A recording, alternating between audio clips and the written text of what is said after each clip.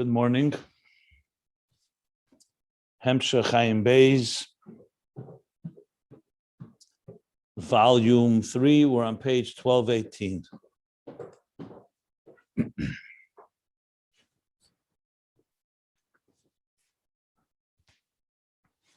So the Rebbe Rashab now, in filling out the whole picture of how the process works, using the key words here, ani rishon v'ani achrin, Keser, Chochma, which encompasses all the spheres, and Malchus, or Malchus of Ein Malchus, that in each world, in each dimension of the cosmic order, you have the Keser, which is where the process begins. Snasus atzmis, that's first it's concealed, then it's revealed. The Rotzen, which is Arich, the Rotzen, the desire for existence, or the desire to be a king over existence. Then Chochma and the spheres that shape it, starting from the Nakuda of Chochma, which is still a shapeless Nakuda, but is the beginning of a conscious structure, concluding with Malchus, which is not the revealed elements behind the scenes of the kingship, which is like the wisdom and the emotions involved, but rather it's only the revelation of the Melucha part, which is still a Koyach Nivdal, somewhat separate and removed and apart and above, Aisnasus ala Am. And that in turn will create the next world, Bria, and from Bria, it will become Keser of Bria, following the Parsa, the partition that conceals and separates between Atzilus and Biyah and Bria. And that Malchus will become Keser, and the process now will repeat itself on a lower plane, on a lower dimension, where the Keser of Biyah has in it Hisnasus and Rotzen, Keser. That in turn will inform Chochma of Bria, all the way to Malchus of Bria, which again will go through and become Keser of Yetzirah, and continuing on through Yetzirah and then Asiyah. And the same is higher than Atzilus. The Malchus of Ak becomes the Keser of Atzilus, the Atik of Atzilus. And Ak itself, the Keser of Ak, comes from Malchus of Ein Sof, which is what we are up to. Malchus of Ein Sof, where the original desire for existence and Rotzen and Emlech emerged. But it's Malchus of Ein Sof, so it's like so-called the lowest level in Ein Sof before the Tzimtzum. And that carries in it, like we said, the 10 spheres that are within that level of Malchus. And the creation could only come from Malchus because when Chesed of Ein Sof radiates, its focus is not on creating something, but on the flow that Gdolose Ein Cheker, like Gdolose Atzmis Ein Cheker. So as a result, because its function is just the flow of chesed and love. So you need to have only because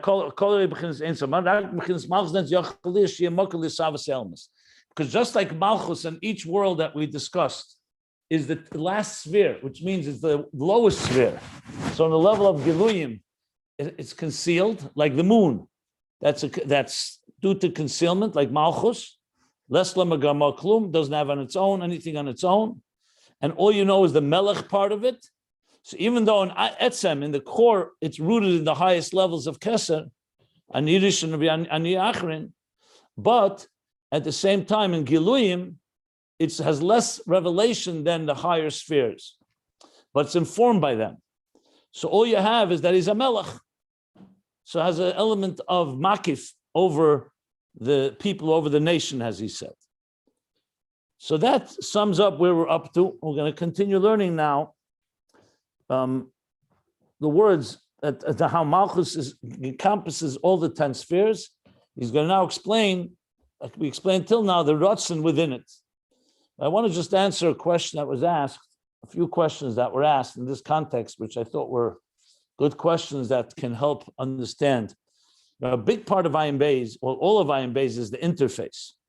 A big part of that was discussed in volume 1, that in order to create a proper interface, you need to have something that represents the divine You need to have something that represents existence. And these two have to meet and join. And that joining is where the interface is created, the Achdus. As we've been learning at length in volume 2 as well, Havayu Elikim is an Achdus between Havaya and Elikim. And that itself, there's two levels. Havayu Elikim, Havaya Dilatata, as Havaya is revealed in Elikim within existence, and Havayu Elikim, the Havaya that's beyond existence, Er HaBligvu. But earlier, throughout, especially in volume 1, especially the first half of volume 1, even the second half, but especially the first half, talks a lot about Makif and Pnimi. Whereas Makif is God's transcendent energy. And Pnimi is God's immanent energy. So they're both divine, two tracks of the divine energy. One is above existence, Sevav Kalalmin, one is Mamala Kalam. In spheres, it's Keser and the Chochmeh and the rest of the 10 spheres. So you need both, because what they are is one represents more transcendent, one is immanent.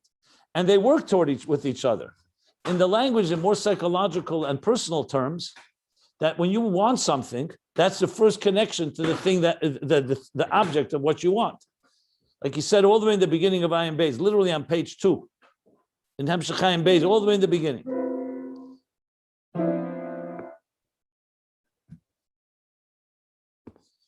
So what did we learn there? He said that the first thing for God to create existence, he has to want existence. And he called that a Keser Klali, a general desire for existence. That Keser in turn will create a desire for each section of existence. So the Keser Klali creates a Keser for Atzilus, for Bria, for Yitzira, for Asiya. Higher, the Keser of Ak. Ak itself is a Keser Klali of the entire cosmic order. And of course, Malchus of Ein Sof becomes the Keser of Ak, and the Keser really, so when you say I want to have a house, there's two aspects. There's the desire for the general home. There's a desire for each part of the home, which is the makif in each particular world. And in that context, also the makif for each particular section. There's even a Keser within Chachma, and a Keser within Bina, and a Keser within Chesed, and a Keser within Gvura. Because you need to have a desire for every detail as well. But they all originate in the general desire. So Ratzon is a very good and operative example that the Eibishter made for us to understand his will by looking at our will. On the other hand, if you only have a desire for a home, but you don't have a design and a plan, you're not going to have a home. You need a plan, you need a blueprint, you need structure, you need Chachma, Bina, Das, Chesed, Gvura, Teferes. I'm not counting Das because when you count Kesher, you don't count Das, but not relevant to our discussion. Okay, Malchus is the implementation of it all. The implementation of the desire plus the immanent energy, the Pnimi. So the Makif and Pnimi are always working with each other. The Makif informs the Pnimi, and the Pnimi is implementing what is structuring what the desire wants. So there's a place where Makif meets Pnimi. That's vital to the interface. So we learned in volume 1 that in Keser there are 3 levels. There's the Keser as it relates to Pnimi. That's like the lowest level of Arich. That becomes Reishel and Etzalim, the head of the emanations. And that will go into Chachma, like we learned yesterday. Ani Rishon is Ani 2 days ago, 2 classes back and yesterday. That Ani Rishon is Chachma as it's united with Keser.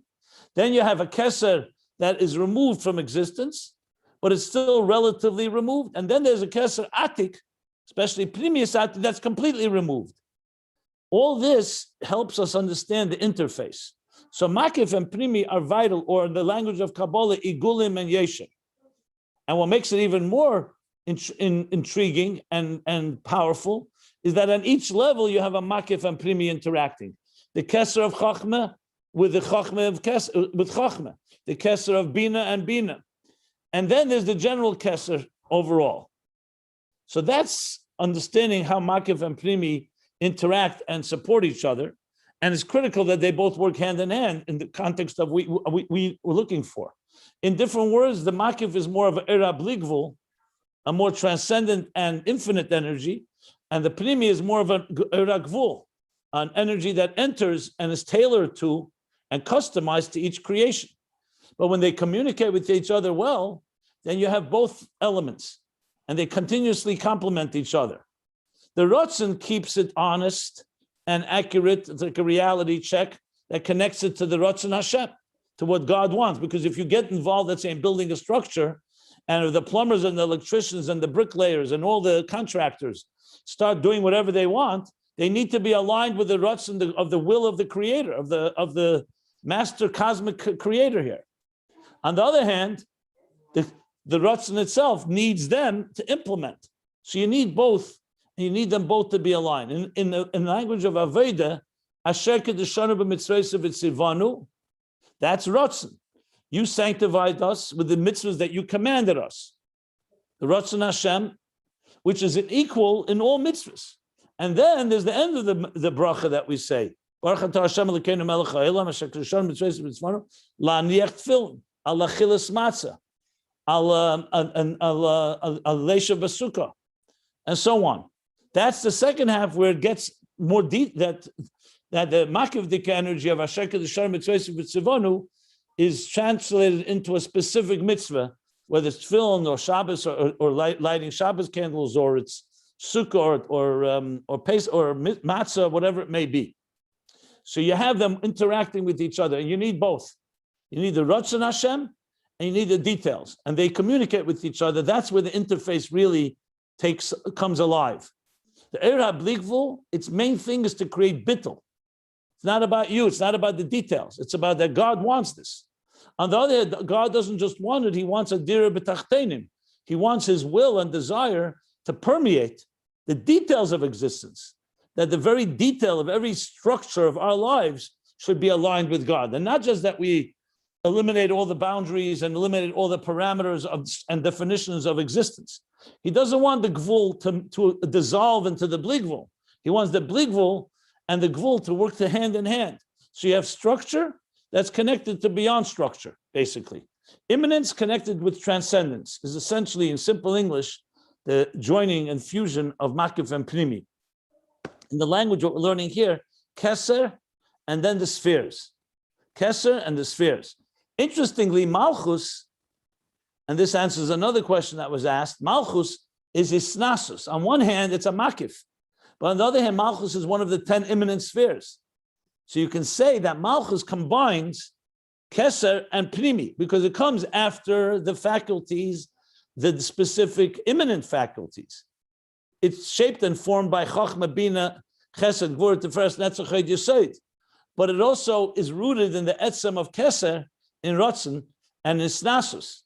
So Malchus is essentially Isnasus as it manifests in Pnimi. How Makif of Isnasus, of an exalted transcendent state, manifests in Pnimi, in immanent state, and becomes the Keser for the next world. Because Malchus has those two combinations. Basically, it's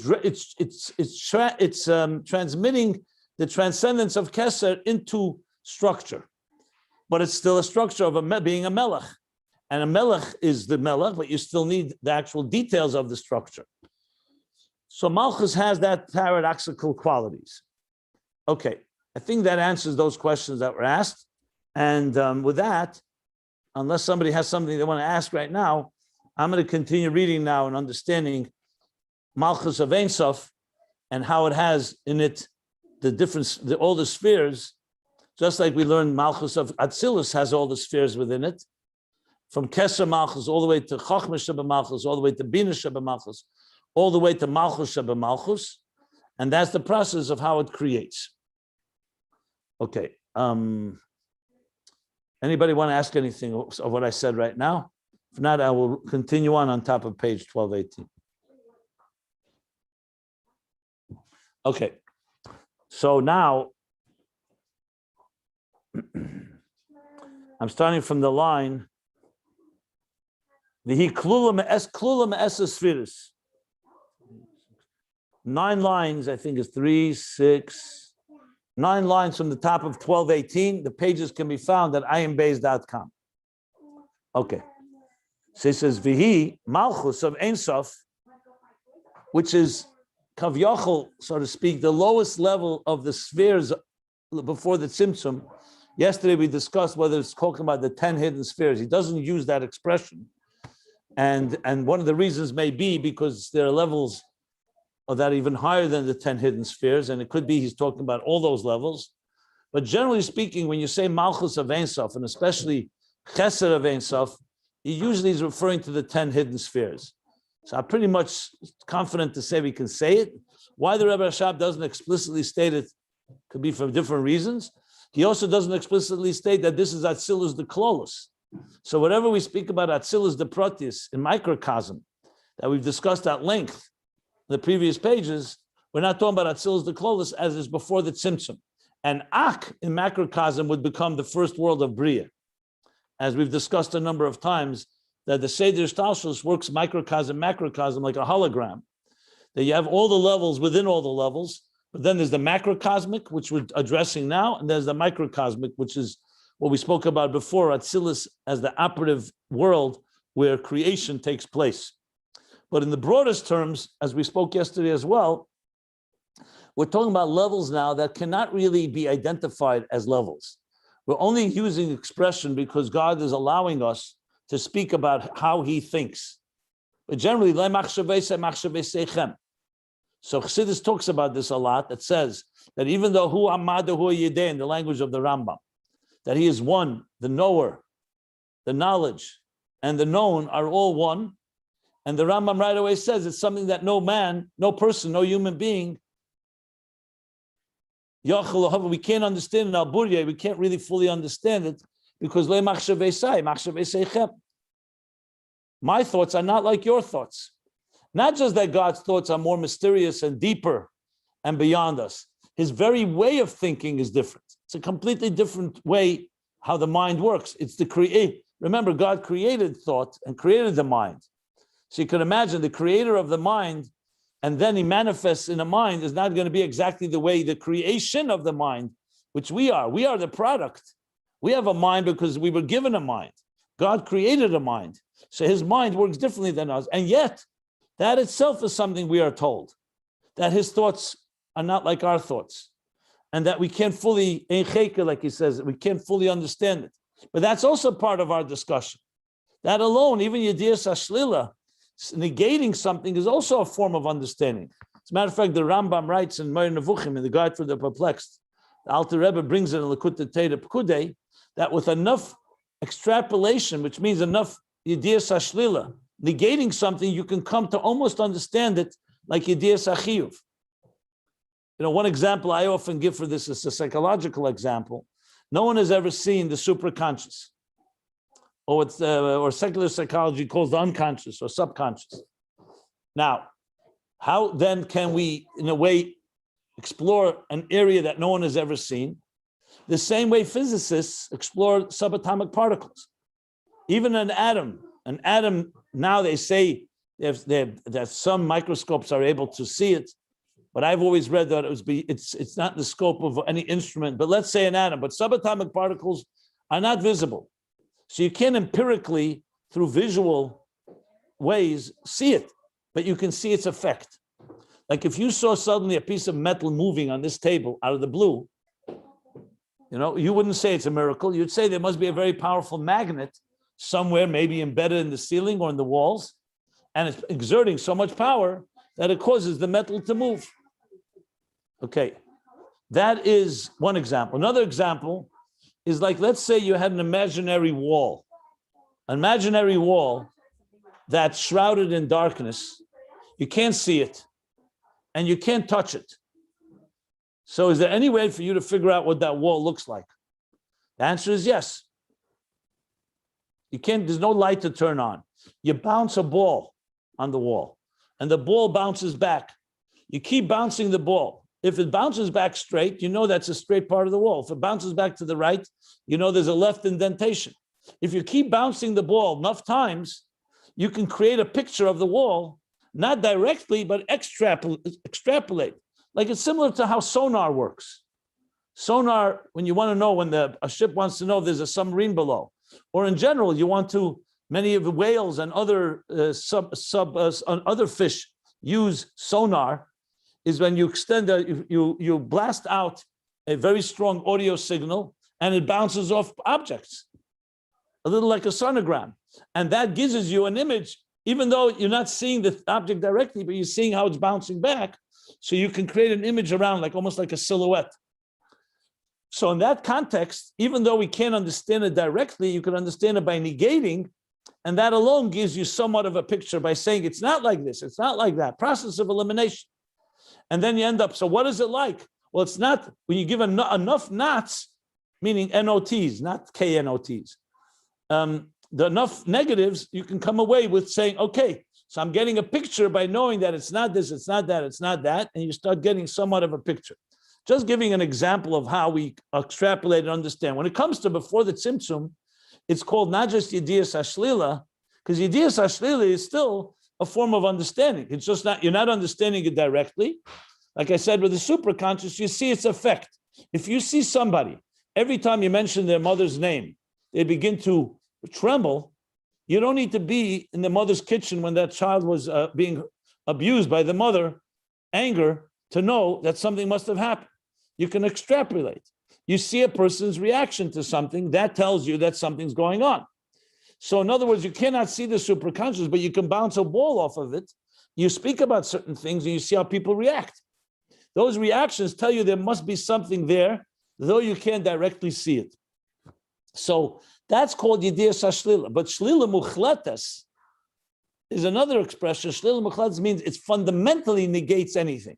It's completely beyond definition. And that's when we talk Lifnei Tzimtzum, it's really that level. So how can we talk about Chesed and Chachma and Malchus and all the Ratzon and so on? The answer is it's simply L'shachich ha'ezen. God gave us words, just like you could say God sees, God hears. We know God doesn't have eyes. God gets angry. It's a language to give us something to a handle to talk about it. But immediately you have to qualify and say it doesn't have any form of, it's not even Chachma v'lei b'chachim yediyah.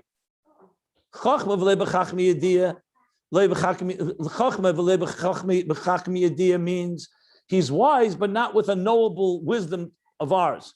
That still has an element of wisdom in there. Then there's a state where it's completely only simply language. And there's many examples. I mentioned the earlier by Morim and Ayin Beis that I suggested learning for this. Many examples for the 10 hidden spheres. And ultimately, one of them is actually names. When you call God by name, you're just simply applying an expression that we can, when we say, for example, God is a Baal Chesed, it doesn't mean God has a structure and defined Chesed within him. It means that there's Chesed that flows from him. So in other words, it's a name. And a name is not a entity. A name is just a description of something. And there are other examples used to understand the 10 hidden spheres before the Tzimtzum. All of them coming to explain that it's not really an entity, like I said yesterday, but it's like the 10, for example, the faculties of sight and sound, how they are in the brain, or even more so in the nefesh.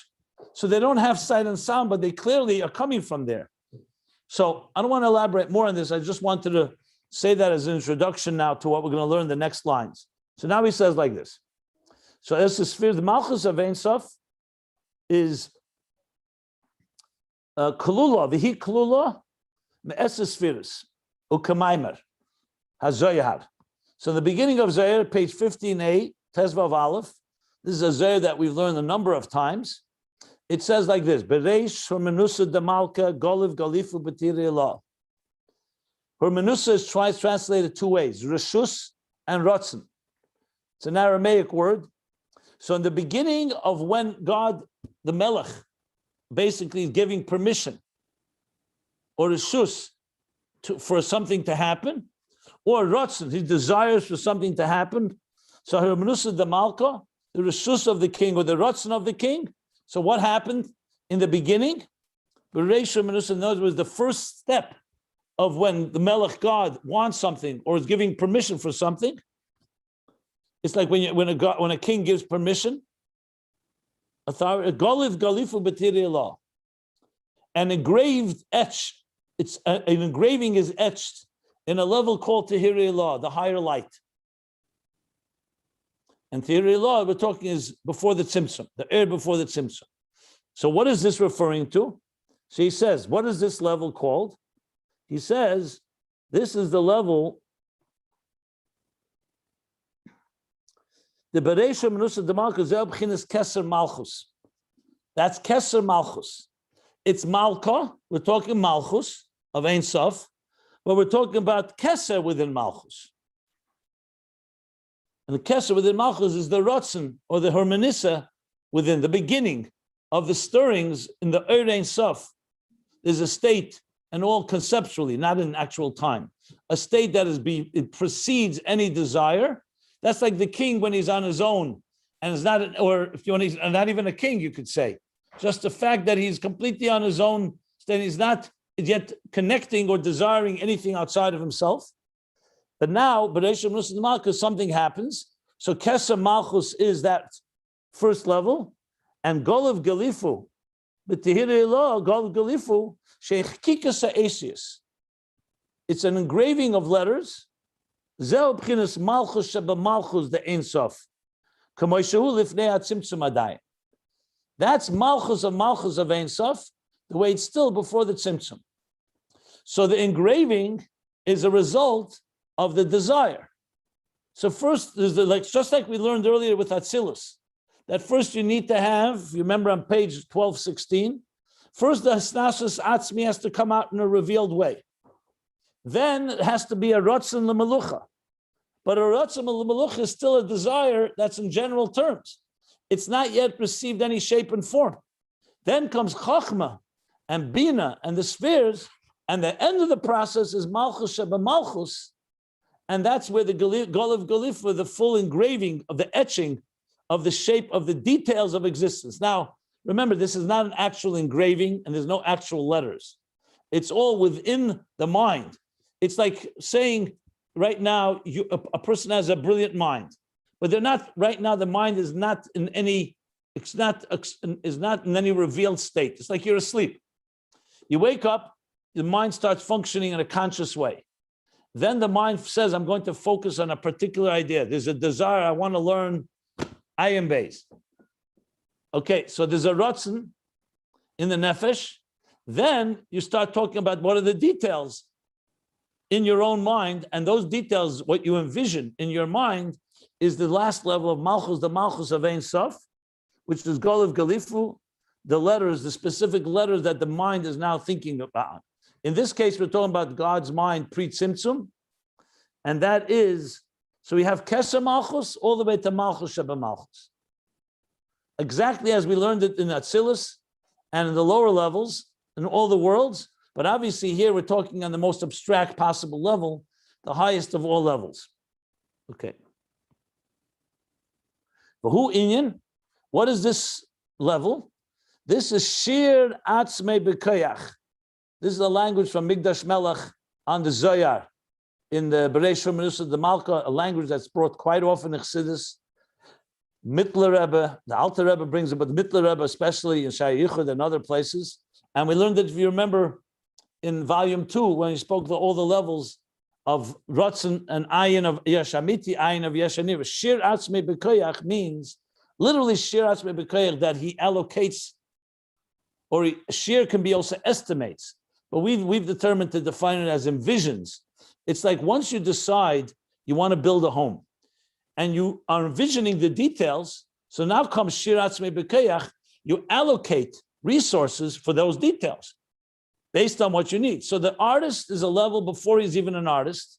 Then there's infinite possibilities. He becomes an artist, chooses to be an artist, and there's infinite possibilities. He then chooses the 10 spheres, which is an actual structure. And then Shiur Atzmei B'Koyach, which is the end process, Golav Galifu, he says, is the same level as Shiur Atzmei B'Koyach, where within himself, he allocates B'Koyach in a potential state. He allocates within himself or envisions within himself. Kol masha osid liyis, everything that will come in the future, in the general cosmic order after the tzimtzum. So here we have a level with a divine pre-tzimtzum mind. The pre-tzimtzum divine mind of the divine consciousness is not only has a rotzen, but Bereisha Menusa de Malka, but has come to a Golav Galifu that is actually etched within his own self. He's envisioning everything that will be. all of existence, Ak, Atzilus, Bri, Yitzira, Asiya, all the 10 spheres within each one of them, everything in the whole structure. So this is the cosmic architect envisioning it all.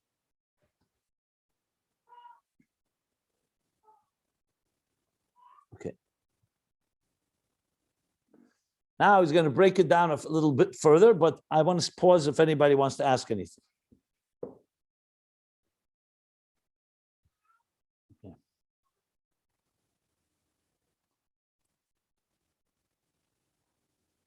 Now he's going to explain, similar to what we explained on the microcosm level, that the level of Malchus of Malchus, remember, is defined and begins with the cause.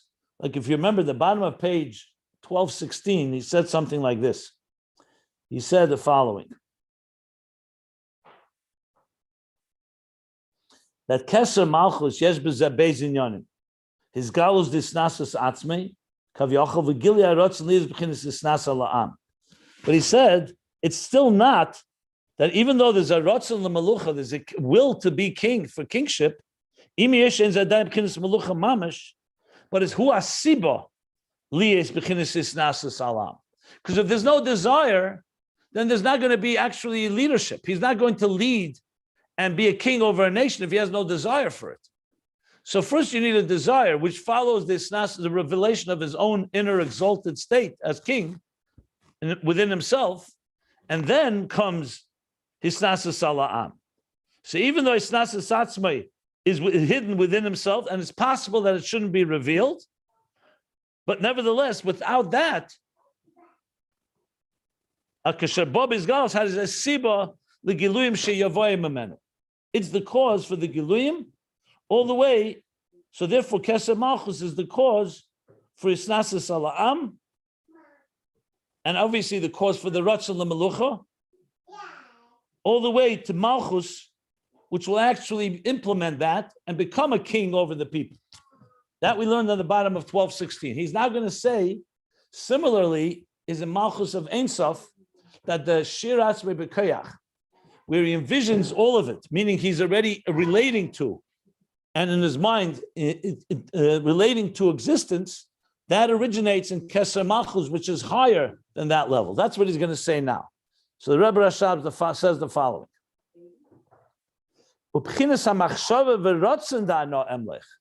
The thought and the desire that I shall rule, that precedes the Shir Ba'atzmei, the envisioning, or the allocating within himself the resources. It is the cause for the hashara, because you're not going to envision the empire. You're not going to envision the home. You're not going to envision the structure you're building if you don't first have a desire for it. So you see here two levels: the Ratzon, which is Bereishur Manusa de Malka, and the goal of Galifu Tirolo, which is an effect caused by their desire and the thought. That's what he's saying right now. Because it arose in his mind that the thought, I shall rule, the Ein Melech B'Le'am, and ruling cannot be without a nation, without an entity that you rule over. Al-Kain Shir Ba'atzmei. That's why he now is allocating or envisioning within himself what this Am is going to look like, what this nation, what this world, what existence is going to look like. So all this is giving us a peek under the dashboard, behind the curtains of Lifnei Tzimtzum, of what goes on there, that there are very subtle and even beyond subtle stirrings of these levels that allow us to understand a bit of how it works there. And of course, it will all manifest in real terms once it becomes a reality. So it's almost like the art, it's not almost, the artist envisioning the art, all of it will ultimately lead to the creation of art that we will be able to see. But now we're still talking about all within the artist's mind, all within the cosmic artist's mind, which is God. In Ein Sof, okay.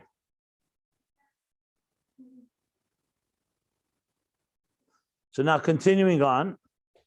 So here's Akain Shir Ba'atzme. Omnom, however, Keser Malchus, the level of Keser Malchus that we're talking about, the high Keser, the Rotzen of Malchus. Hu b'chinas harotzen v'atainug b'chinas melucha. Shalamayim b'chinas hamachshava dano emlich.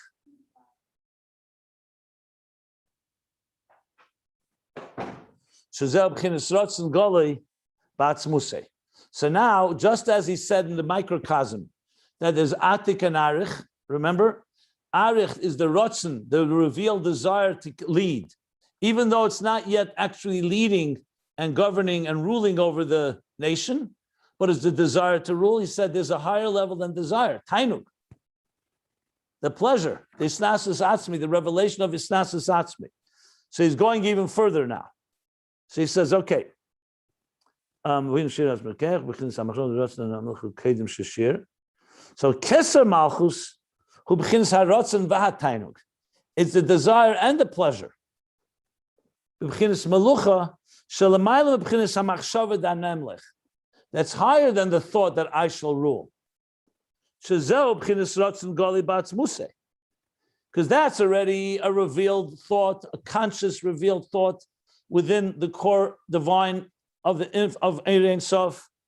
So you have a rotzen. Ubchinas Keser Malchus is a level higher than that. Hu behelam adayin. It's still in a concealed state. It's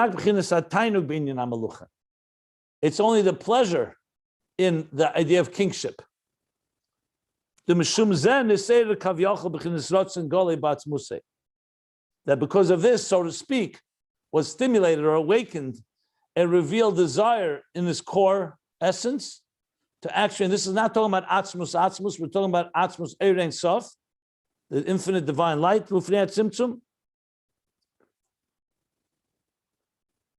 so you have here three levels. In Keser Malchus, you have the rotzen l'melucha, the desire. Before the desire is the very fact that this is what his pleasure is. It's not yet a defined desire even. It's like saying that you have within you the essence of a person. There's a pleasure by having a home, but a will has not yet been awakened toward it. We learned in the end of volume 2, if you remember, that there's a level before he actually knows that he wants it. Not because he's ignorant, God forbid, or because he's not yet manifest even in a desire, which is already a stage, a structure. So pre-desire is, pre-rotzen, I should say, is the tainug, the desire and pleasure, that's still in a state of concealment. And because of that comes the desire. And because of the desire will then come the shir atzmei b'koyach Malchus sheba Malchus. So you have in Keser Malchus, tainug, rotzen, tainug, which is still concealed, somewhat like he said earlier about isnasus atzmi, that it's not yet in any conscious revealed state because it's higher than that. It's not yet gotten any form of definition. It's in the etzem itself, etzem ha'or, then a rotzen goli, and that will ultimately lead to Malchus sheba Malchus, which is shir, the goal of Galifu, where he actually has envisioning the specific details of everything that's going to come, the whole empire. And that will, of course, lead to the tzimtzum, like the parsa in the microcosm, that will create bria, the klolis, the kav, that will then create ak, and the rest of seder shtalshus, the cosmic order. So now I see in the parentheses, remember I mentioned that I've not found in Chassidus, at least not my memory, a connection between the Emlech and Dira B'Tachtenim. Now I see the Rebbe Rashab is going to connect them right now. It says, V'yesh Leimer. And one we can say, Shazel Masha'olah Hatainu Bikim Atira Mitzvah the Neshamas Yisrael Uba'adira B'Tachtenim. This is what arose the pleasure in the performance of mitzvahs of Neshamas Yisrael, the souls of Israel, and Madira B'Tachtenim, and the creating of a dira, a home in the lowest of worlds. Because we know that comes from Nesava, Tainu. The Mishum Zeh B'Harotzim B'Yisava Seilings. Because of that comes the desire, the Rotzen, to create the worlds. When I say desire, there's the desire as will, there's desire as pleasure. So I don't want to confuse matters. So that's called the will to create existence. Look earlier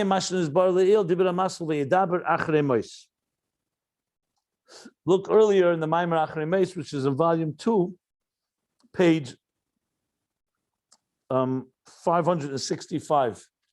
They say below in the footnote.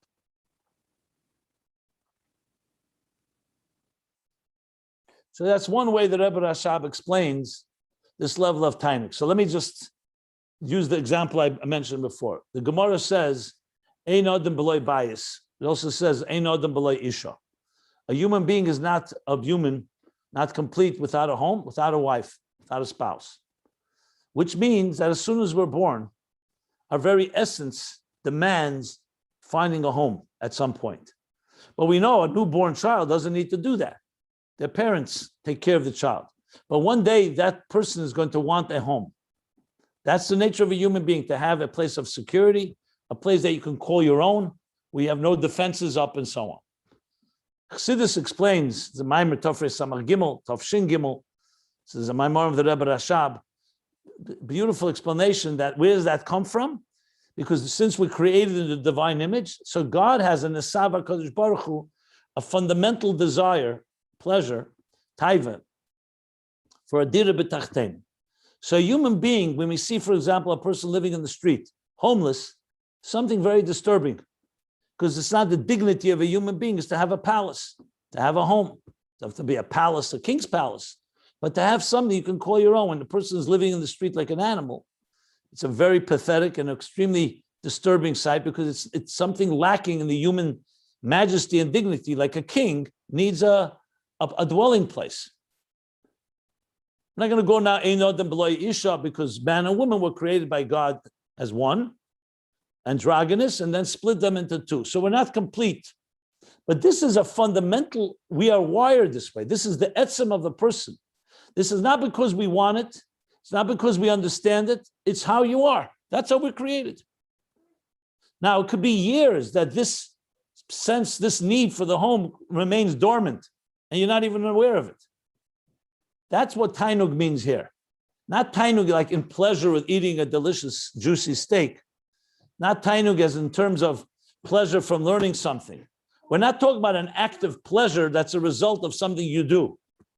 Tainug in this case is the closest way Chassidus can explain what is the core of the person that reflects core. We call it tainug. It's a tainug atzmi, a fundamental state that is, when you say the word pleasure is not even the right word, I would say it's a state of completion, of being content. It's a state of being of who you truly are. That's why it will bring you pleasure. But it's not defined because you enjoy having a home and you like to have a place, a couch to rest on. It's the fundamental person needs to have a home. Just like the very need of finding a spouse. It's the way we're wired. We're essentially connected and we're not complete without it. In the language of the Torah, the soulmate creates the whole person. Because they were once one. So when we are driven, it's more like an essential drive of the human being. That's what I would call it. Essential drive is what tainug means. But that drive doesn't have any necessarily active. It doesn't necessarily have to be active. It can be passive. It can be dormant. It can remain silent. But that will lead that one day there will be a rotzen. The rotzen, one day you wake up and say, you know what? I want to have a home. I want to build a home. I want to buy a home. I want to get married. I want to find my soulmate. And that too doesn't necessarily mean you immediately begin searching. It can take also many years till that rotzen develops into an active pursuit. If you remember, we learned this in Sadik Dalet and Ayin Beis in the volume 2, that there's a rotzen, you have a desire. But then there's rotzen from the word rotze, merutza, that you're actually an active pursuit. That can also take time. And even when you're in active pursuit, you still have to define the details. Until we get all the way to Shir Atzmei B'Keyach, you actually envision the details of what you want. So you see, within the super consciousness of a person, even before we're aware of it, there's a whole series, a process of steps that before you get from your etzem till you get into the actualization of whatever it is that your core essence is driven to have.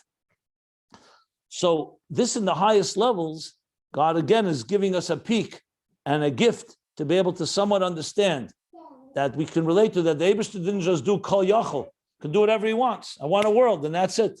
No, he created actual steps within the divine pre-tzimtzum consciousness or super consciousness, steps that begin with, like he just said, the tainug, which is the pleasure or the drive that he has from fulfillment of mitzvahs and dir b'tachtenim, and that in turn will cause a desire, an active desire to want creation, which still has more steps until you get to Malchus of Malchus.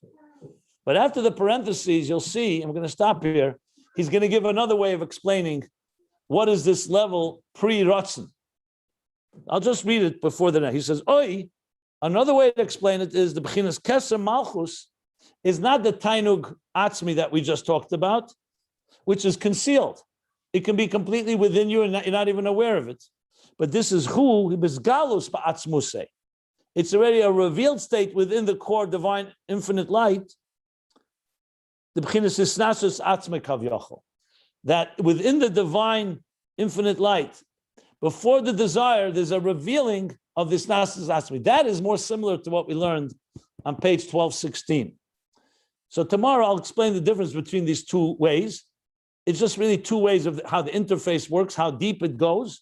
So Keser Malchus is either the Tainug that's not yet revealed, or it's the revelation of his very core, essential, transcendent state, not in relation to the nation and the empire, within himself, which will then lead to a revealed desire, like we spoke on page 1216, about the difference between Atik and Arich, Tainug and Rotz.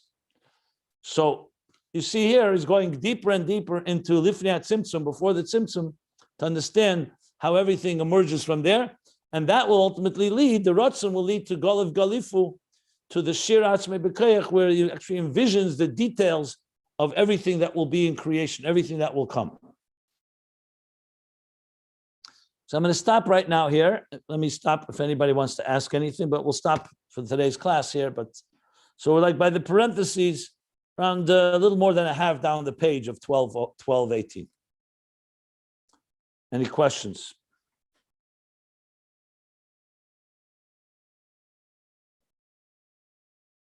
No questions. Wow, that's a first. Okay, I'm not going to force you.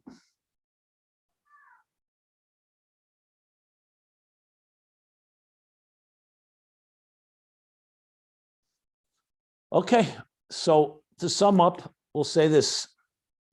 Ultimately, all these levels, as I said yesterday, for us to access them in any way, you have to find something in Avodah that accesses them. Very difficult to purely just understand these very abstract levels, because they're of course before the Tzimtzum, which means before there's room for anything else. It's all essentially, if you want to put it a different way, it comes down to how deeply God-centric is your life. You know, we know what egocentric life is like. That doesn't take much of explanation. Basically, you're focusing on yourself. You're the center of the universe. Everything orbits around you. But slowly in life, as you grow and you mature, you come to realize it's not all about me. It's not me, me, me. So you realize there's more to life than you. It could be other people. It could be the people you love. It could be, by extension, others. Ahavas Yisrael, extending to. Ultimately, you're going through bittul, you're going out of your own center, and you're introducing God into your life. Now, the question is, how much of God are you introducing in your life? You could say it's 90 egocentric and 10% I have a God.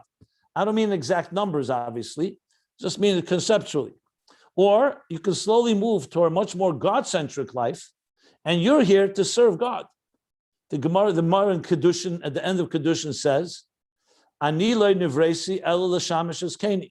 I was not created only but to serve my keni, my master, my God, my owner, so to speak. Now, the Rebbe brings, there's two expressions in the Gemara. There's two nuschais. The Gemara before us says, I was created to serve God.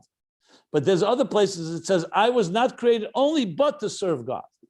In the Kloli Hashas, when you say I was done, I did something for something, means your mission, your purpose is that your purpose is to serve God. But when you say Ani loy ella is liikuva, which means it's even a deeper focus. Because when you say I am for this, you could say, okay, your purpose of your life is to serve God, but maybe you have other purposes. Maybe you have other things you can do. When you say ani loy, means I have no other purpose, but it's a deeper level of a God-centric life. So in a way, you could say all these levels is about how God-centric your life is becoming. How much you, there's the me, and how much the me is simply becoming a channel for Elokus. Now, when it comes to the Ovis, Heinen Merkava, Tzaddikim like the Ovis, it says they were a Merkava. Alter Rebbe says in Tanya, chapter 23, in more places, that Kol Yemeim, all their days, 24/7, all they were a channel for godliness in this world. There was no me. There was a me, but the whole me was only to serve, to be like a chariot, wherever God wants to go. That's what I do. I'm a carrier, I'm a channel, I'm a manifestation. I'm the arms and legs of the divine will. That's, of course, a very high level, with Tzaddikim, Rabbeim, Moshe Rabbeinu, where their whole lives are just aligned with Elokus. The rest of us, who come from Bria, Yetzirah, and Asiyah, different levels, it's all really, the difference between Bria, Yetzirah, Asiyah, at the end of the day, compared to Atzilus, is how God-centric your life is. Bria is more, Yetzirah is less, Asiyah is even less. Atzilus is completely godliness. Now, when you talk Lifnei Tzimtzum, you're talking about the root of total godliness and the point where there's not even an existent entity. It's all about God. The others, there was an Avram Avinu, there was a Yitzchak, there was a Yaakov. They existed, flesh and blood. You're able to touch them. You're able to see them. Avram, Yitzchak, Yaakov, as they are Lifnei Tzimtzum, you're not talking about anything. You're just talking about God envisioning in his mind what would be an entity in this existence that would be an expression of myself. The tainug that God gets, it doesn't exist yet, but God is envisioning it. So that the Lifnei Tzimtzum is not even a state of such bittul, it's an envisioning of such bittul, if you want to put it in different terms. Just wanted to add a little more spice to this discussion, so to be able to envision it a bit more with the levels. And then we have to find where we are on this ladder. Where do you stand in your egocentric versus God-centric life? And it could change and shift and shift from one level to another all the time.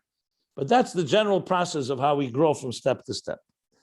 Okay, so with that we conclude.